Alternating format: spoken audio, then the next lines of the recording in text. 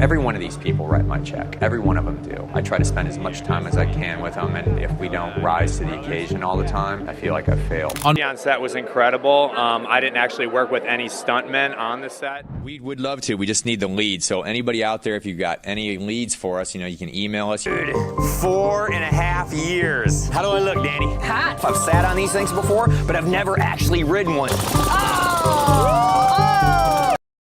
The morning of March 12, 2025, numerous major news outlets simultaneously reported Mike Wolfe, the prominent face of the reality television show American Pickers, had been sentenced to life imprisonment.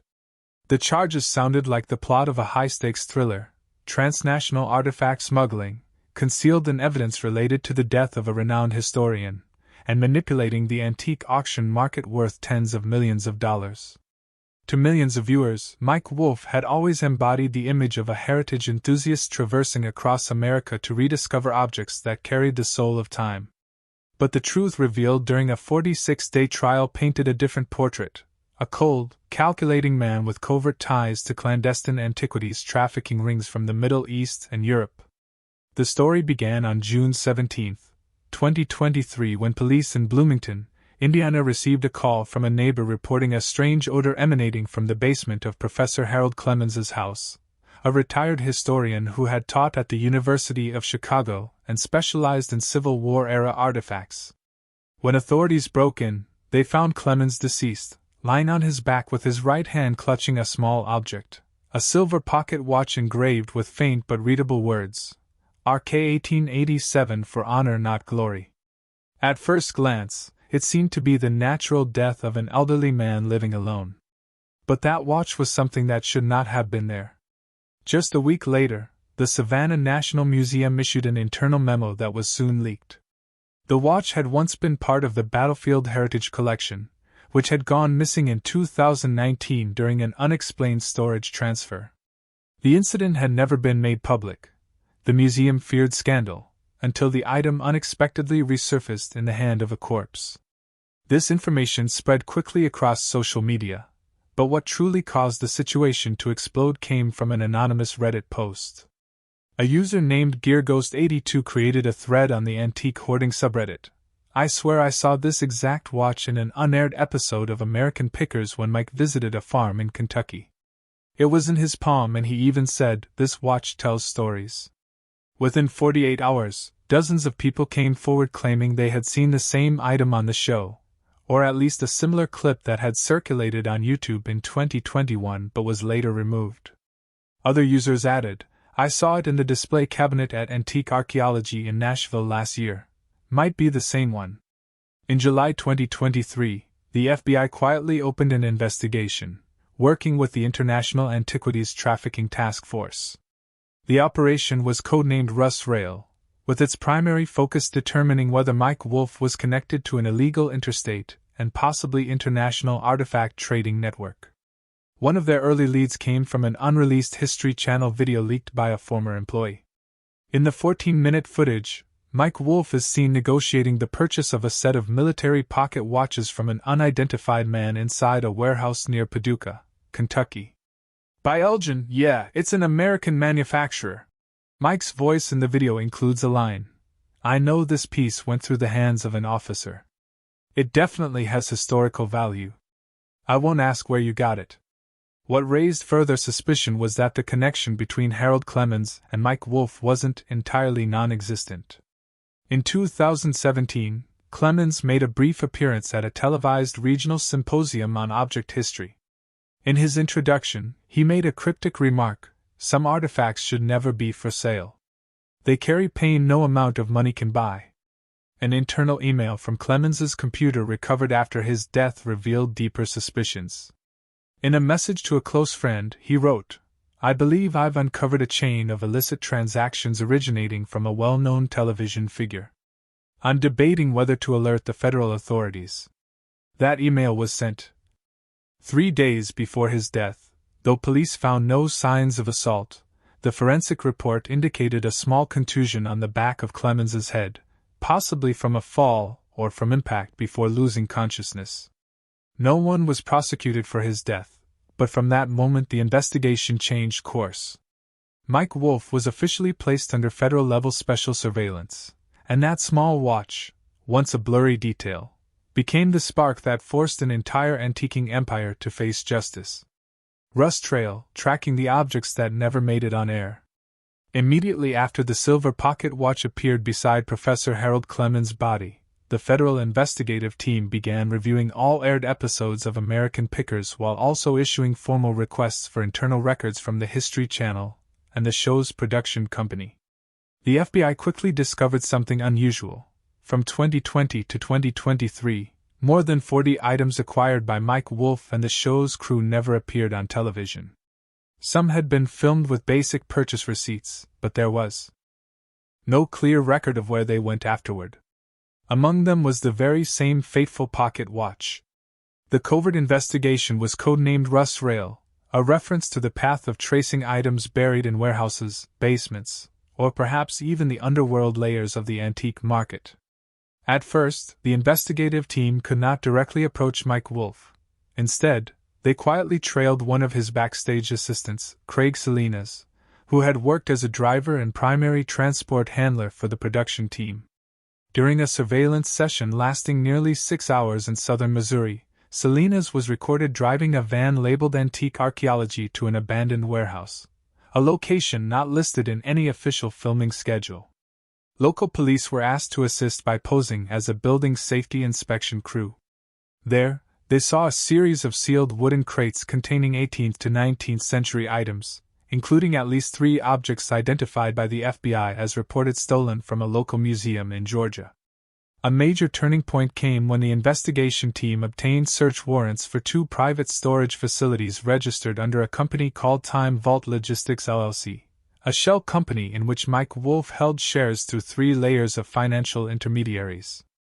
In the first warehouse in Ohio, they discovered more than undocumented antiques ranging from Civil War-era revolvers and torn handwritten manuscripts to a nearly 1-meter-tall Egyptian deity statue carefully stored in a shockproof container.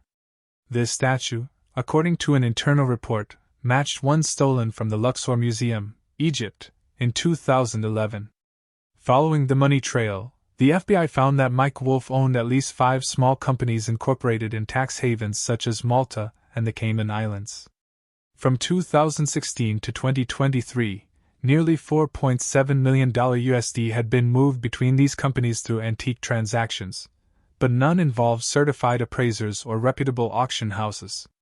Notably, a Swiss bank account under Wolfe's name had received a $150,000 wire transfer from an individual linked to the underground antique market in Aleppo, Syria, once accused of being a transit point for looted cultural artifacts during wartime.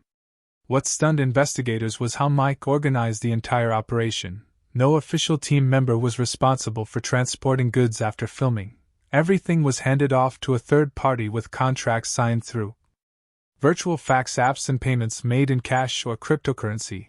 The logistics coordinator was a man of Eastern European descent, his real name unknown but saved in Mike's messages under the alias Memon.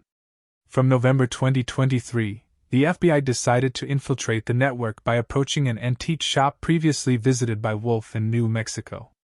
An unofficial meeting between an undercover agent and Mike took place on the night of December 3rd. In an audio recording later leaked during the trial, Mike is heard saying, "Not every item should be on TV. Some things are meant for those who truly understand their value, not the audience." Shortly after this meeting, the FBI executed emergency searches at 3 locations connected to antique archaeology, including a secret warehouse in North Nashville. There they uncovered the List 17, a handwritten coded document listing artifacts alongside symbols, black market prices, and transaction dates. Next to the list was a personal notebook belonging to Mike with a penciled line that read, "They will never understand. This is about heritage, not money." But heritage cannot be an excuse to break the law. And with that much evidence, from undocumented artifacts, shady accounts to notes indicating concealment, Mike Wolfe was officially named the prime suspect in what could become the biggest scandal in the history of American reality television. A tense trial and the verdict for Mike followed. On January 9, 2025, the federal trial of Mike Wolfe officially commenced in Chicago. Security was tight. Reporters crowded outside the courthouse. Many people held signs reading, "Free Mike," still believing this was all a misunderstanding. But what was revealed inside the courtroom left most in silence. The 39-page indictment listed 6 main charges, including illegal transportation of antiquities, international trafficking of cultural heritage, tax evasion, obstruction of justice, money laundering, and indirectly concealing evidence in a suspicious death.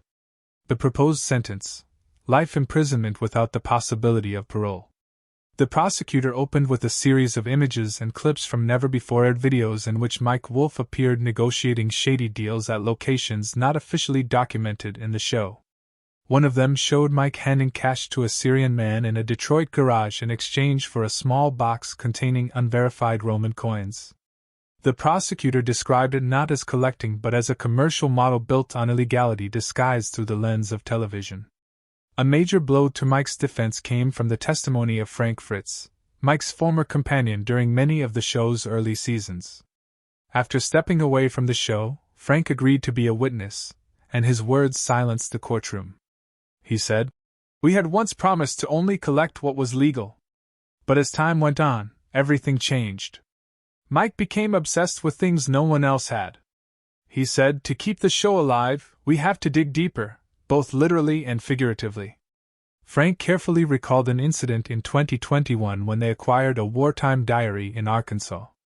Mike later took it away, and no one knew where it went. But weeks later, Frank saw a copy of that very same diary on the black market, priced at 15 times more. The defense team offered little direct rebuttal to the physical evidence. Instead, they focused on portraying Mike as someone caught in a system he could not control, claiming all transactions were handled by the logistics team argued that Mike was a lover of antiques, not a mastermind. They claimed the suspicious funds were legitimate income from private foreign collections, and the Swiss account was a lawful savings account. Mike Wolfe remained silent for nearly the entire duration of the trial. His gaze was somber, devoid of emotion. On day 31 of the trial, when asked if he wished to speak to the jury, Mike stood, looked straight at them, and said, "I never saw myself as a criminal. I just wanted to save what others had thrown away. If that makes me guilty, I accept it." That shocking statement was quoted across headlines, dividing public opinion between admiration and condemnation. On sentencing day, the judge took just over 4 minutes to read the verdict.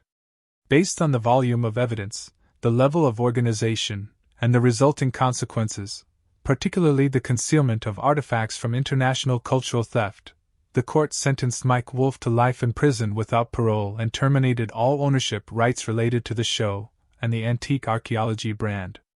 In the gallery, an elderly man broke down in tears. He had been a devoted fan of the show for a decade. On social media, fan pages that once praised Mike began to disappear or shift to in memoriam status. But a larger question still lingered. If Mike was the ringleader, then who were the people behind him? The empire collapsed, and aftershocks followed. Just 3 days after Mike Wolfe was sentenced, History Channel officially announced the cancellation of American Pickers and removed all related content from its streaming platforms.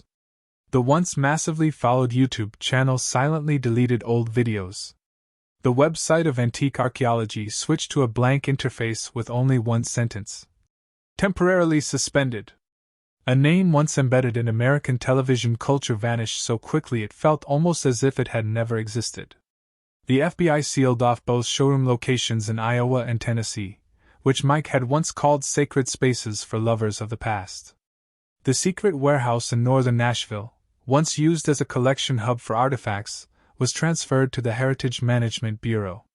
An inventory lasting nearly a month revealed numerous items with falsified documents, unclear provenance, and worse, some were confirmed to be religious relics originating from conflict zones such as Iraq, Syria, and Yemen.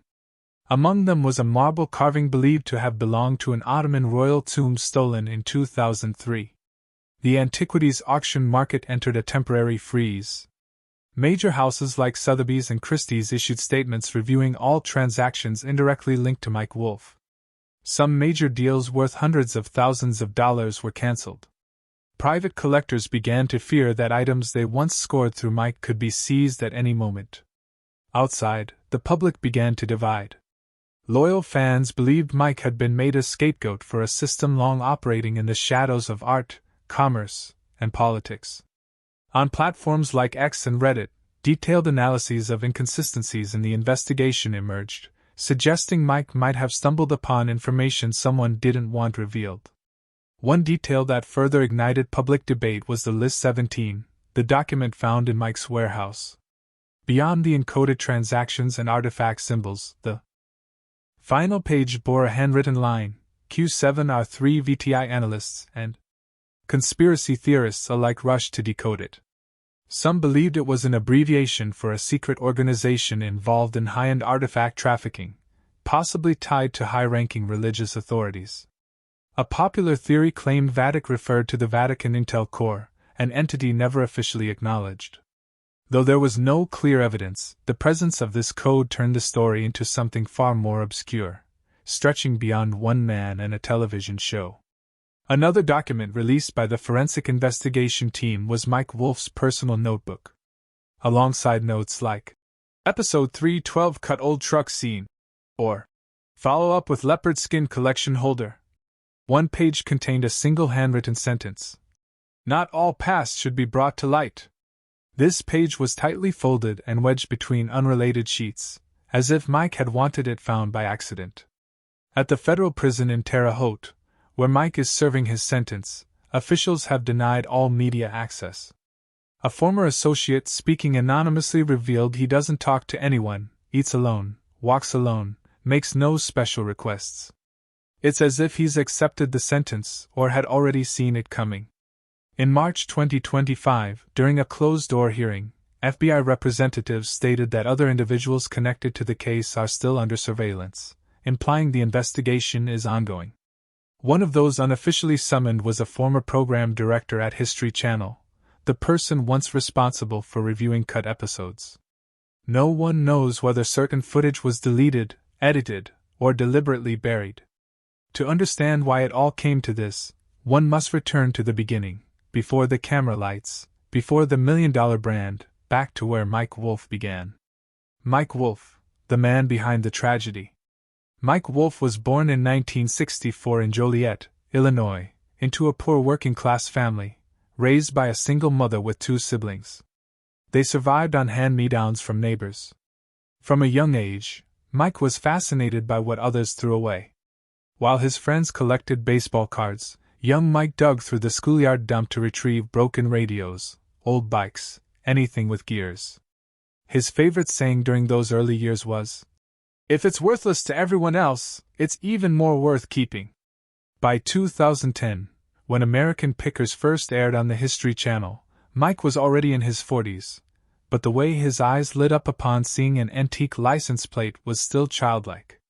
The show became a phenomenon alongside his partner Frank Fritz. Mike drove thousands of miles across America, scouring garages, old barns, and forgotten warehouses to find treasures from the past. He was beloved not just for his knowledge but for the respect he showed sellers and the genuine passion he held for each object. But perhaps that passion went too far. Someone who worked with Mike in the early years once said he didn't just collect objects, he collected control over memory.